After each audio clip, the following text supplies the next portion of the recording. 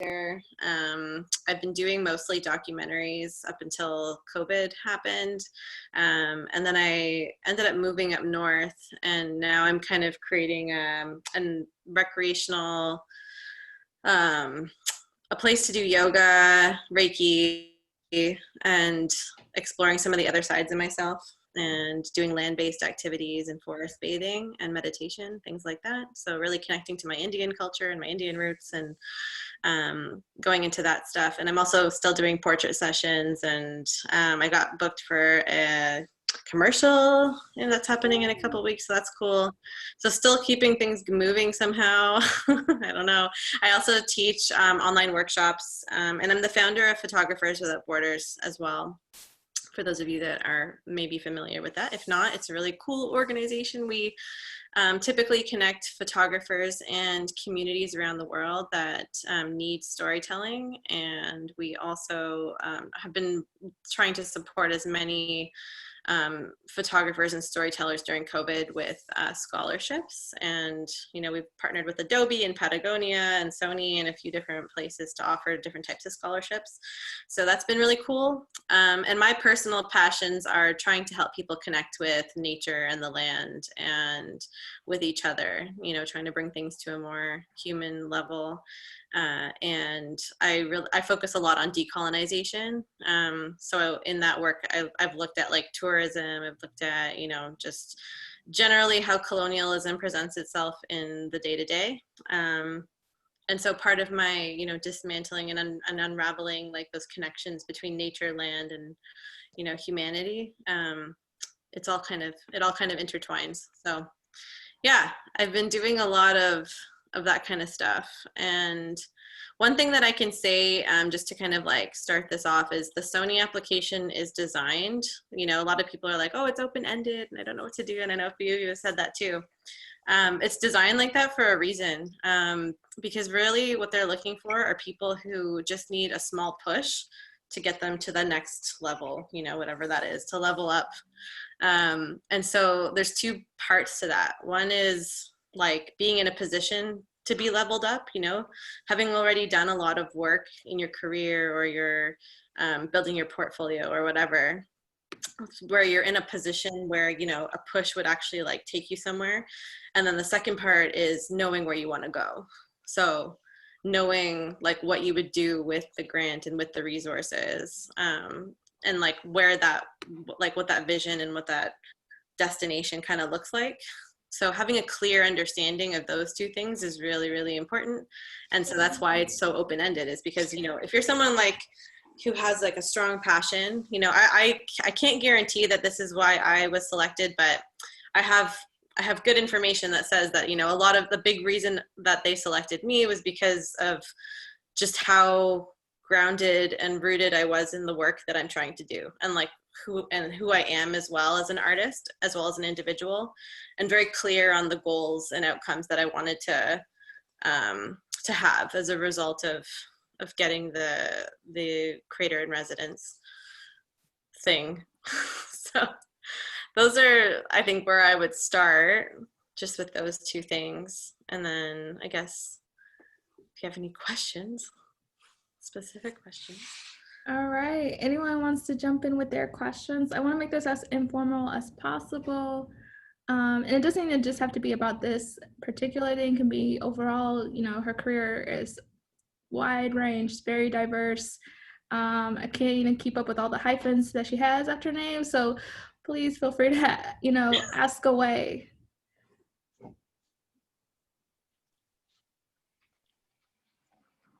Don't be shy.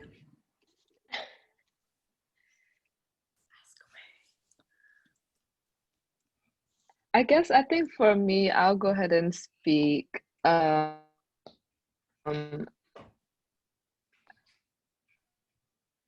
no, you're breaking. When I know for questions, I was kind of like, can you hear me? It's breaking up. Let's see. Breaking up a little. Okay. How about now? Can you? Oh, that's great. Oh, that's great.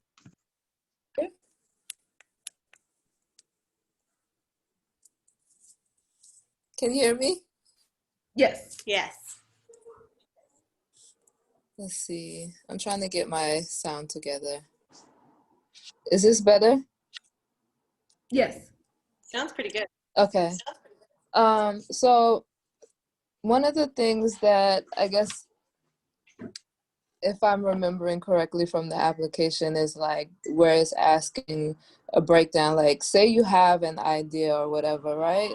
But they're like, I guess, trying to get to see what you like, where you're allocating, what would you do with the money if you had this, that, and the third, right? And for me, like, I guess I don't think on a budget perspective. It's just like I have this idea, this is what I want to do. So like, how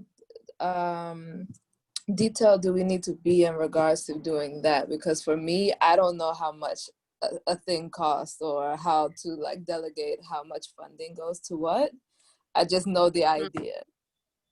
Yeah, that's a really good question. And my answer would be as detailed as you can and make shit up. That's what I would do. That's what I did. Like, I don't know. It was my first time doing a documentary. I have no idea what things cost either. Like, I didn't know all the things that people usually have in a documentary, like, you know, Right. in terms of equipment and crew and stuff. I was just like doing things just kind of organically. So, but when it comes to an application like this and any application that you'll ever fill out, there's a few things to remember. One is that most people don't even actually hit the apply button, and like, so that gives you an advantage. But then you have to remember, okay, so then people who do hit the apply button and like submit everything, you know, you're going to be looked at against their submission. So if someone's taking more time and putting more detail into their budget, you know, it's a risk that you take, right? Like spending an hour or half an hour on a budget. But, you know, like it'll have payoffs, especially when you're doing grants, let's say, grant applications or any type of corporate sponsorship application. The more that you can show like that, you know, where their money's going to go, and that you have that clear vision of how those dollars are going to be put to work, then you'll have a much higher chance of standing out, you know, because it shows that you've done the work, that you understand the business, you know. And as somebody who deals with a lot of corporate sponsors and grant applications just through photography Without Borders, like that's a huge thing, you know, even just coming off as professional, because when someone's going to give you like $5,000, $10,000, $25,000, $100,000, you know, like it's not like, okay, like we're just going to like give you some money and like see what you do with it, right? Like they want to know that you can show that you're going to spend it wisely, and you know that you're not going to spend like a big chunk of it on one portion and then realize that you like halfway through the project that you needed actually like double that amount or whatever, so that you're not able to complete it or get it to where it needs to go. So that's what I would say is really, really important. And just to keep in mind that, you know, like just filling it out and doing the application is going to put you ahead of a lot of other people who wouldn't even take that time, right? Mm-hmm. So, and then when it comes to executing that project, because the one thing that Sony I know is really concerned about going forward is making sure that the projects actually happen, right? Because like, I think that they've had a hard time kind of seeing where the money's gone, and like they want more accountability. So that's why they're being more, they're showing more concern around like the specifics of the project in relationship to, you know, how it fits in with who you are as an artist, as a person, and how it's going to get you to that next level. I also saw that, oh wait, I don't know, were you finished with I didn't mean to. I think it said that the project had to be completed within 1 month. That's a short scope. I mean, now I'm like, okay, like I had an idea of what I potentially wanted to do, but I also want to be realistic, because I think part of the criteria is like feasibility. And it's like, you know, given COVID, like you're extremely limited in like what you can actually do. 1 month is not a long time. And it's like, okay, like, well, I had this idea, but now I'm not sure if it really like fits, or how much of it can I really do in this state right now, just because it's like, we're in a pandemic. So I think this year is like your project. Yeah. So I was thinking of doing, well, a little bit of background about me is I'm from Haiti. So I moved here when I was like 9. And my mom left all of our like photo albums. So I don't have any like photo albums or any pictures of me when I was younger. And I've always felt like that was like so integral. And like a lot of times like Black immigrants are like left out of the conversation of immigration in general, just because people are like, oh my God, like Mexicans, like people are not really like educated. So I was like trying to see like what project that I could do would really tie into something that's personal to me. And I felt like maybe just like recreating like faces of like Black immigrants. Like people need to know like, you know, this is like a diaspora, like people are from different places, like people look differently. But I also wanted to like focus mostly on first gen people who immigrated here between like ages of 9, 15, like where you're young enough to be like, okay, I know where I'm from, but then you come at such an impressionable young age that you're like, okay, like you don't really know where you fit in. So I kind of want to give voice to that. I'm still working out the details. I really don't know, again, like where I would go. I'm based in the DMV, so there's a lot of communities of Black immigrants like Silver Spring. But obviously, like I would have to travel like to other places. Like I don't want to just be limited to one place just because they wouldn't give me, I guess, a variety of range, like of people that I do want to represent. So, For sure. yeah. That's really great. I love that. I think that's like a really needed story. And I will add one other thing. I know for a fact, like the people who are making part of the panel and who are behind the program really care about people that are trying to make a social impact or like any impact, you know, like that there's something more than just like beautiful photography behind it. So that's something to think about. And also like making sure that the right storytellers are telling the right stories. So I think that that puts like, that's a really great project. That's all I'm gonna say for that. But in terms of like how you would put that into an application, like, so obviously I think it's $5,000 that the prize money is now, right? It's $5,000 and they want it done in a month, right? I think so. I believe it was 5,000, and then within a month completion. So yeah. So when Sony's telling you that they're giving you $5,000 and they want it done within a month, like Sony, first of all, $5,000 is not a lot to them, right? So they think like you're not going to be able to create a lot with it anyways, right? They're not expecting the world, but they're like for your yeah, like for your project, for example, like I would say that this will give me the funds to start this project. I aim to, you know, depending on how you want to craft the stories or the essays or how you're gonna like, what you're gonna do afterwards. I haven't figured with out, it, you know, like the formatting yet. Like I'm still working on like, for the proposal. I don't know exactly like what the final deliverable will be, just because I'm like, okay, what can I feasibly do within 4 weeks? I know it's not fun having those constraints. It's definitely different than what our cohorts were given, but I think what I would do is I would try and see how can I use that $5,000 to get this project like lifted, you know, so that I can gain momentum to continue raising funds or applying for grants, like to show a body of work around what you're trying to do. And if it's $5,000 for one person's story because you want to do something elaborate for each story, you know what I mean?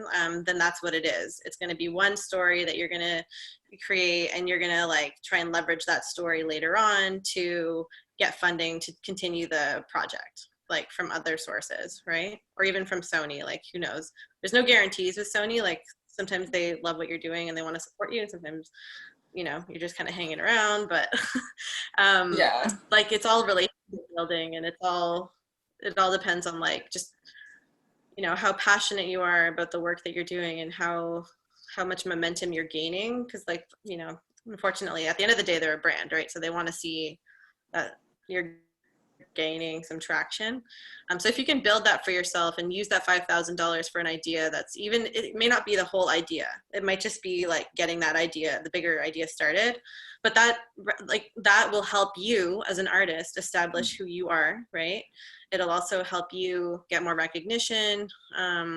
It'll also help you like to establish yourself as like, you know, a photographer who has immigrant roots, you know, whose story doesn't often get told. And so, you know, there's a lot of elements there that you could include and emphasize to kind of like make your application stand out. And I think the key too is like not to be afraid of like pointing out how you stand out, you know, and being very clear about it and like showing exactly why you need to be seen in the world. For example, with if you needed a website or a domain name, can that be included in the 5,000? Yeah. Okay. So there you go. Yes. That I Sure. think Good. that's already like $130 right there. You know, if you're trying to think of how to like break down your budget. I mean, I know for my Squarespace, I use $121 for a year. And then I think my domain was like $12. So boom, $130 out of 5,000 already used. To try to like simplify it in a way. Exactly. Yeah. I didn't even think about that, like in terms of like operating costs for the things. I was just like, oh, okay, I don't really know how much anything really costs. I mean, this is like my first time doing anything, so yeah, like on that scale. Yeah. I mean, let's say that you wanted to like,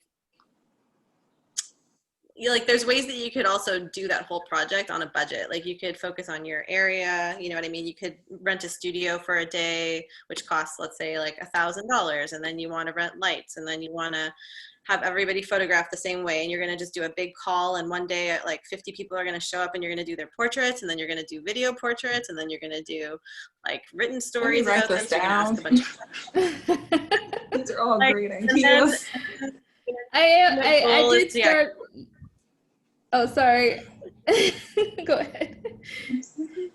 I was gonna say, and like if your ultimate goal is to have like an exhibit, you know, like, and then the space rental is another $1,000 for a day or whatever, and then, you know, you're gonna like, I don't know, use a news wire. You're gonna like pay to put your event on the wire, which is another $100. Like just thinking about all those little things that you're gonna need. Maybe you want to print a picture for every participant and give it to them, like. You know, like thinking about all those little costs starting from the end of your, yeah. Sorry. Oh, no, you're right. I mean, like you said, 5,000 will go by quick. It will all add up. Chanel, did you have something? It looked like you had a question, or no?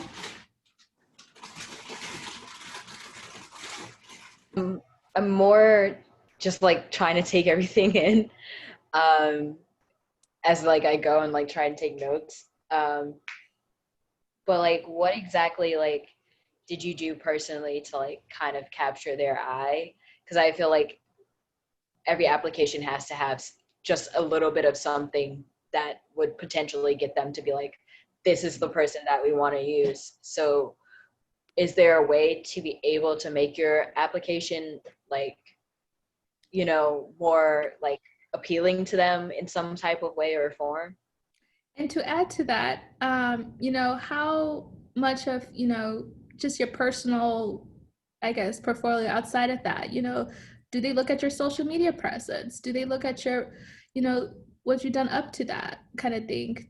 As do they weigh that in? Or for you personally, like personally speaking, because you obviously you can't speak for all of everybody, you know, like how do you feel like you stood out from then on, and then afterwards, like what did you do between that like waiting period to continue to stand out, if that makes sense, while they're waiting their decision? Sorry to add to your question, Sam. That's a really smart question, actually, and I'll give you inside information.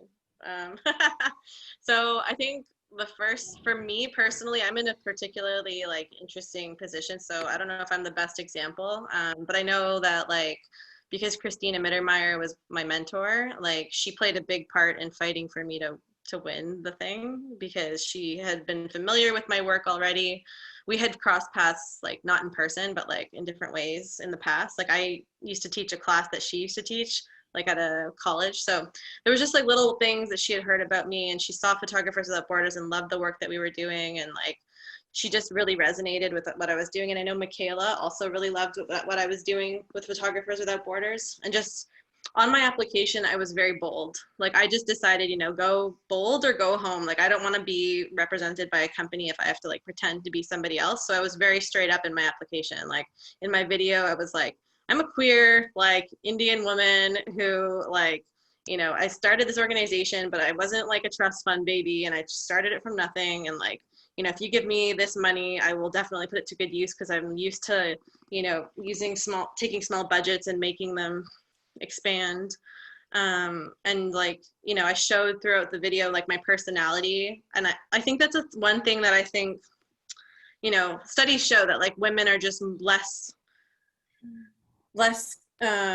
inclined than men to kind of like state what they're good at, or like what their unique qualities are, and like just to own that, you know, like to be confident really like in our uniqueness and our abilities. And that's something that I would encourage you to do, is like don't try to like fit into a mold for Sony. Like I said, the people behind the program are looking for people who stand out, and who, I think after the second round, they're trying to find people who are more organic and like more, who really need like the push. That's what I'll say.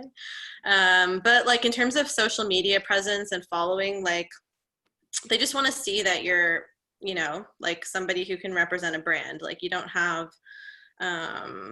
you know, like, I don't know, like really, you're really consistent, you know, like in terms of who you are, and that you express yourself like professionally online. You know, you're not like starting arguments with people everywhere. They will look at all your platforms and like make sure that they're, you know, because like, what if you're involved in some like, I don't know, drama on Twitter, and like, you know, like, I don't know, like they're going to look at everything. That's what any big company would do, right? Like they're going to look at all of your channels. They're going to like make sure that they're bringing someone on board that they're not going to, you know, regret bringing on board, if you know what I mean, especially after the second round, I'll say that. But like, you know, especially in the first round, none of us had big followings. I think me and Colette had the biggest, and I was under 10 and she was like at 11 or something thousand followers, you know. So I don't know if that really matters. It's more about your cadence and quality, like your consistency, like I said, like the quality of your work, and you know, how often you're actually putting it out, showing up as a professional, like already having a website, already like, you know what I mean, doing all the things. Like this is not something that's gonna get you to professional level. This is something that should take you from being a professional who's not being seen to being seen, you know? I love that. Thank you. Anyone else?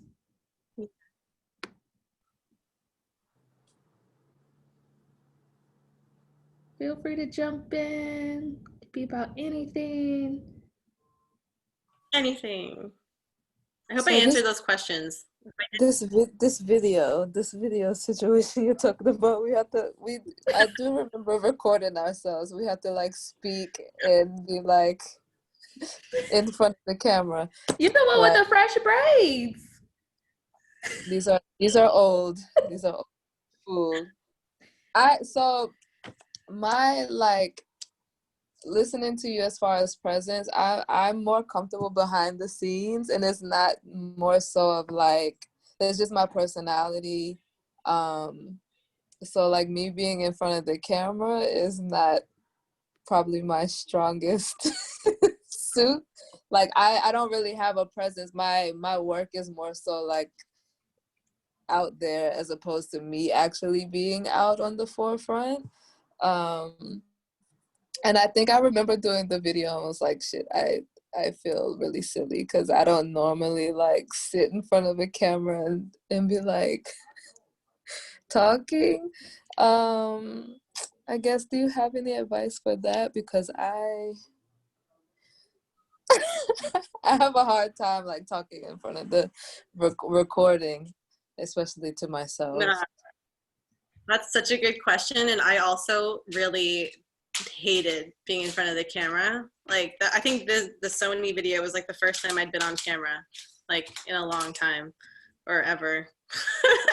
And so it was also really nerve-wracking. Like find yourself a friend who like knows you and knows how to sort of use a camera. Like I had a friend I showed them how to press like the buttons, and then, it was just easier talking to my friend, and I just kept pretending like I was talking to my friend instead of talking to me, or like instead of talking to a camera. I Yeah. just find that's, even if it is you like turning the camera on yourself, like pretend you're talking to like your best friend. You know what I mean? Like, it sucks because it's part of the application, and that's where they're going to get to see your personality and like how you shine. But even if you're not somebody who likes to be in front of the camera, you still have a personality, you still have a Yeah. presence, you still have a way about you, and you can show that side of you. Like, if you don't want to be seen, you can do a voiceover and then get some B-roll photographed or done of you, you know what I mean? Like, and instead of just talking to the camera. But you can make it more poetic. Like, you can make a really cool poetic video. Like, again, it's one of those things that the more work you put into it, the more you're gonna stand out, right? So I like that idea, because I'm like, me sitting in front of the camera and talking to and explaining, I feel better doing something else. I didn't know if it, because the one time that I did do the recording, I was like, I think I did it maybe 20 times, and I was like, this is bad. This is really bad. And because it's so open, yeah, you don't know exactly what to do when you do these videos. So I like that idea better than to sit in front of it and just speak. Okay, I feel better now. yeah. Make a little movie or something, presenting. Thank you. Yeah, and if you have friends that are like talented in that way, it's always good to like just throw them in the mix, bring them into the collab. Do each Okay. other's videos, like help each other out. Yeah, it makes it a lot easier. I find if I'm just sitting in front of a camera, like I forget to smile and not like, but if I'm talking to someone who's just over the camera that I like, someone I like, then like it's way easier. Yeah, okay. Anybody else have a question?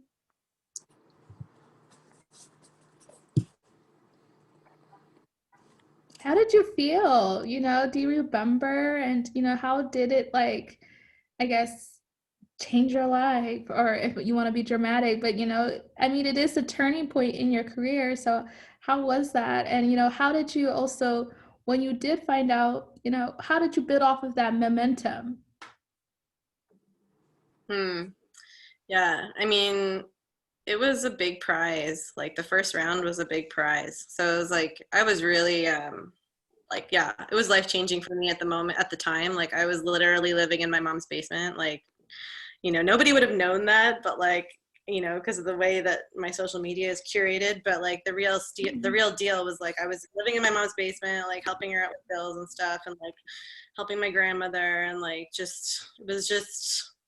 it was a rough time for me personally. And then like when I got the scholarship, or the creator in residence, I was like, just, for me, it was immediate validation, because like, even, despite whatever I may have achieved, like, it felt like I was always secondary. Photographers Without Borders was always primary for me, and like, I kind of lost myself as an artist. So it really helped me kind of like bring that side of me back.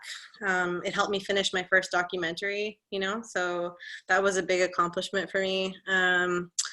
And just the being part of the Sony family. Like, I feel really corny saying this because, it's a brand again, but like, Sony's crew, like the people in Sony are actually really cool, and like really, like with the collective, especially, like, there's just so many amazing people who are part of it.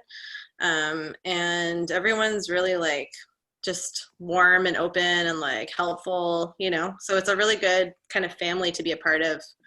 I say that a lot, but and I never thought I would. I remember from the beginning, I was like, I don't want to be part of this. If I have to like change any part of who I am, or like my message, or if you have to tell me to stop saying decolonization, or if I can't like, dismantling white supremacy, I don't want to be part of this. But like, they were like, yeah, that's why we chose you. And I was like, oh, okay, cool. So I don't know Maybe I missed something you keep referring to the, is there a second round? Like, what is the difference? Maybe I missed something. Is there like a separate, beyond just applying after the first round, is there like another round for something else? Is that what you are referring to? No, I'm just referring to the first round of like winners, like Sony Alpha Females, and then there was a second round, and then this is the third. This is the third round. That's what I mean. Okay. I was like, wait, is there like, is it a 2-step process? I wasn't sure. Okay. I have a question that might have been listed on the website, and unfortunately I haven't gone through the details, so pardon me. But how many winners are selected? So yeah, for this round, I think it's I want to say 12. Is it 12, Yeah. Polly, or 10? Yeah, that Okay. sounds about right. 12. And like week or something, like periods. Yeah. I think it was 12, and it goes like every week a winner is won from those submissions that they receive. And I guess if you don't get picked that week, you get like rolled over to the next week, and you're in that pool of people. I have to read it again. Okay, Don't so quote really me, but that's what I interpreted like it to be. So it's like you have multiple chances. Okay, that's comforting. That's cool. I mean, that's how I want to see it. I don't know if it's the actual truth, but yeah. Sounds about right. Yeah, that's what they changed a lot, so I'm not really up to speed on like all of the stuff in the new application, but it can definitely help with like how to get noticed and all the things that you've been asking. All good questions. Any other questions? I think also what I can add is like being really specific and being really like making sure that your project and who you are and like, you know, your bio, your about me, like, you know, all of these things match, you know, because they're not like what they're not going to select are people who like, you know, you're a portrait photographer and you only have portraits in your portfolio, but you suddenly want to become like a wildlife photographer. Like that's not gonna stand out, you know what I'm saying? But if you are a portrait photographer and you want to use this opportunity to, you know, create Vogue style portraits, you know, with all of the fixings and rent a beautiful gown, because that's going to get you noticed by so-and-so and it's going to help your, you know, your career down the line, and you want to be like the first Black, you know, photographer for some magazine or something, you know what I mean? And that's your goal, like then that's an application that they would look at. You know what I mean? It all matches, it all like fits together. There aren't like these random pieces everywhere. Cause like, I think that's the biggest, I wouldn't say mistake, but I think that's a thing that a lot of people end up doing, right? I do a lot of mentorship and a lot of coaching for folks and like, especially women in business. And the biggest thing that mistake people make is having too broad a vision. Like you can have a broad, like glamorous, like I want to like be living this particular lifestyle or whatever. You can have that as a vision, but having this vision where you're not quite sure that you can actually make money and like have a career off of what you actually want to do. So then you add on all these little other things that aren't really what you want to be doing, but you add them on because you think that's what you need to do to make money. And that's what a lot of people do. And it's a big mistake. Like if you want to succeed and you want to be like, you know what I mean? Like the top of your game in wildlife or top of your game, or you want to like be a photographer that's known for, you know, just epic fantasy portraits or something, or you want to be a Vanity Fair photographer, then you need to like choose that as your goal, right? Like even if it sounds crazy, even if it sounds impossible, and like make that your vision. And then everything else kind of like has to align with that vision going forward, right? So if you decide you want to be Vanity Fair photographer, then all you should be photographing is beautiful people in a beautiful lighting and beautiful outfits, and like creating teams of like people that can help you make those visions come to life. And even if you're making money on the side taking portraits or shooting events or whatever, or weddings, then like all of that either stays on a separate website or you don't show it at all, right? Because then you start creating this like vision for yourself and it starts to come true, you know, because like you're not making sacrifices here and there or like small adjustments, you know. So what I'm saying is like you don't want to be an event photographer and a portrait photographer and a wildlife and like a family, you know what I mean? Like it's just too much, and you'll probably succeed like in some levels, but you're never gonna like, don't be afraid to reach out and like dream of that bigger vision and like be specific about it, you know. And that's the same goes with the Sony application. At least if you're not quite there yet, at least try to present yourself like you are kind of cohesive, and you know that your website and your social and everything like kind of matches in that sense. I hope that makes sense. Mm-hmm. Yeah. That's great. And I'm also like happy to chat, you know, one-on-one with folks if you will like want to talk about your idea, or you know, and you're just not sure, like I could spare like 20 minutes or so to talk with you about it. How would we get in contact with you for that? I'll send it over. I'll send Yeah, over just- her Okay. info. Yeah, I can definitely do that. I'll do that afterwards because there's quite a few people who are not able to make it. So hopefully you don't get bombarded, but I'll send over her information to everyone. Thank you, Polly. Cool. I mean, I guess looking back, I mean, obviously maybe not because you got selected, but do you feel like there's anything that, you know, you would have done differently?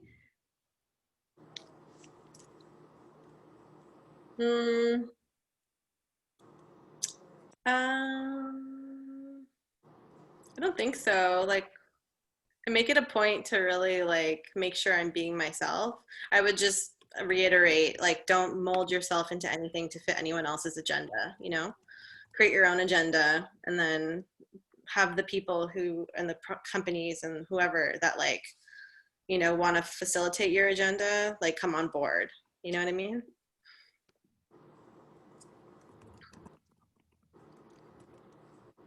And let's say you are not selected, you know, what advice would you have like to, you know, to not let that like knock you down completely kind of thing? You know how they say get back up kind of thing? You know, what advice would you have to say to for us to be able to, you know, continue doing the work? I mean, this year is not over yet. There's still quite a few different grants and opportunities, you know, for October and for this month and October. I've seen, you know, what advice would you have for us to like keep going kind of thing?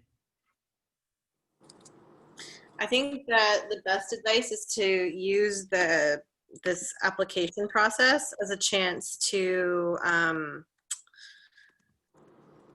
like actually further this project along. Like I think this kind of fits into what I was trying to say earlier too. Like, don't create a project just for this grant. You know what I mean? The ones that will get selected are the ones that like we're already doing this, and this is just going to help. You know, this is like another grant opportunity essentially. You know what I'm saying? So like, make sure that whatever project you're coming up with isn't just something you've made up to fit this grant. Like, make sure it's something that you actually want to do, because if that's something that you want to do and you aren't, like, why would you stop after applying to this, right? Like, why wouldn't you then take that plan that you've created now? Like, you've done all the work to create this plan to execute this project. So why not like try to reach out to other companies, other sponsors, other grants, you know, trying to see if there's any other alignment in different ways.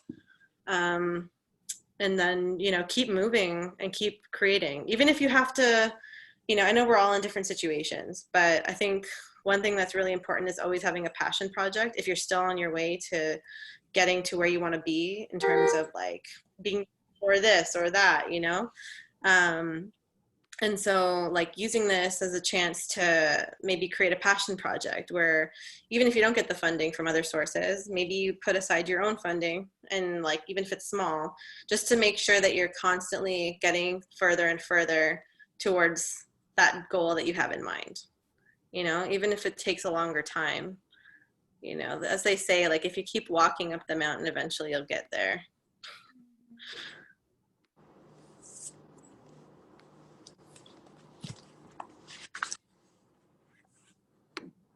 Anybody else have burning questions?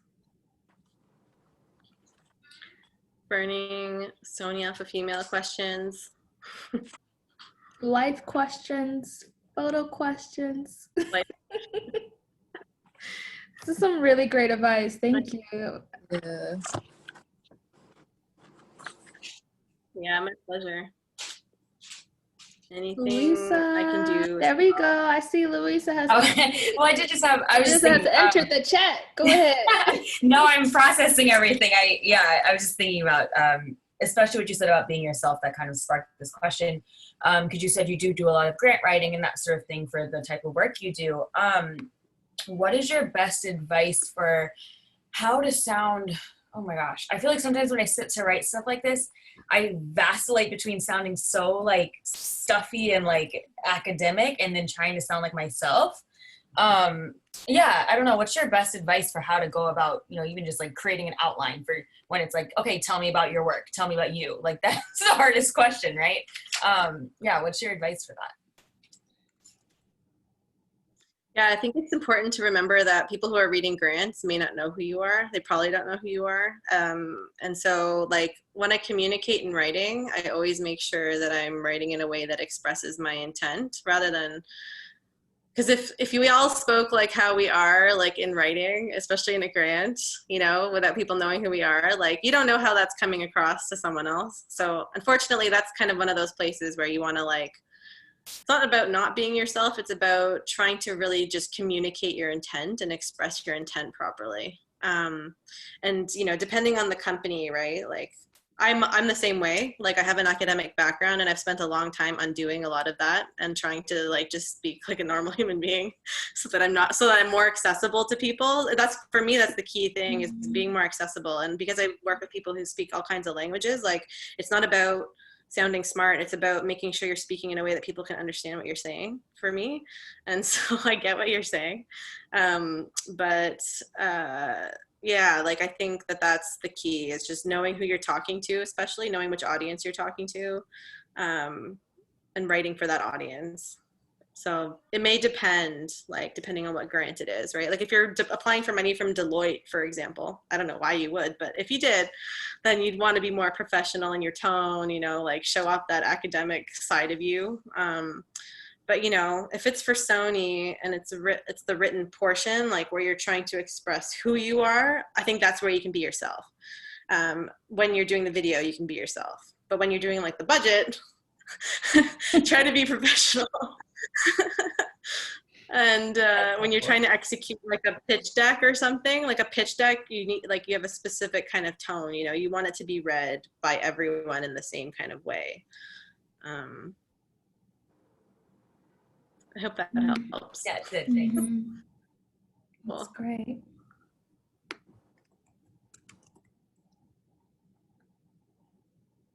Anybody else? We still have a few more minutes. Or if you have any closing thoughts you feel like you'd want to add. Yeah, I'll say one more thing. So about my project that I submitted for Sony Alpha Female, and I think that's another reason why I got selected. So it was a documentary that was half finished. We lacked the funding to complete it at the time, and it was like a timely thing, so it needed to get done like sooner than later, and I needed money for equipment and all this stuff. So like I was able to show them a trailer, like I got a trailer cut for it so they could see where it was at, like I made a beautiful pitch deck. Like I went above and beyond to show them like how much work had already been done and how much we would need to finish and where that would go afterwards, like the marketing plan for the documentary. So that's one side. And then the other side of it is I just wanted to say, even though the documentary is done, like we're now at this next stage where we're trying to like distribute it, market it. And now we've got COVID and film festivals are being like stingy and like, you know what I mean? So I'm getting a lot of rejection. And also because the documentary is about like Indigenous communities in Northern Canada who are like being exploited by mines and stuff. So like, it's not something that a lot of people feel comfortable taking on with regards to liability. But like, I'm not going to give up. You know what I mean? Like, a documentary needs to be seen. It's important. So, you know, like, even though there's been setbacks and stuff, like, as there will be for all of us at some point, you know, like, and maybe we've probably all experienced setbacks in some way, shape, or form, but like, just to keep going and to, you know, that's the importance of having a project that really matters to you, is like, you're going to keep going no matter what, you know? And so that's something that I can also add, you know, is like, when you were talking before about, you know, if you're not selected, or, you know, if a project doesn't work out as you intended, you know, my project hasn't necessarily worked out as intended, just based on the climate and all of those things. So, but pushing forward is the key, you know, keep trying, keep knocking on doors, seeing who might be brave. That's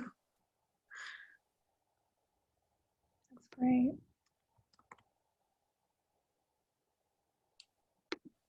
Well, last call.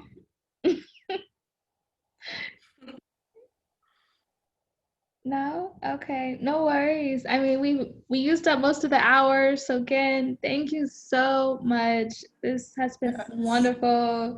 I saw a lot of people jotting things down, so which is great. And like she said, you know, this is an open invitation to continue this conversation with her. If you have any other questions that you think of after or throughout the process, you know, I'm going to send along that information, her email, and a link to her work and materials where you can check it out, you know, get familiar with what she's been up to, what her, you know, people in her cohort have been up to. But again, you know, stay true, be authentic, like how she's been saying, you know, don't let that like phase you, like, oh, they did that, no, I need to change up my plan. No, just trust your instinct. It's like my takeaway, I guess. And so, yeah, thank y'all. And thank you so much, Danielle. I hope you know, y'all are doing better in COVID than us in the state, in New York and whatnot. So I hope it stays that way for y'all. Thank you. I hope you all stay safe. And yeah, please feel free to reach out. I'm around. Yes. Thank you for the insights. Thanks. Thank you. Bye, everyone. It was great meeting y'all. Bye. Nice to meet you. Stay in touch.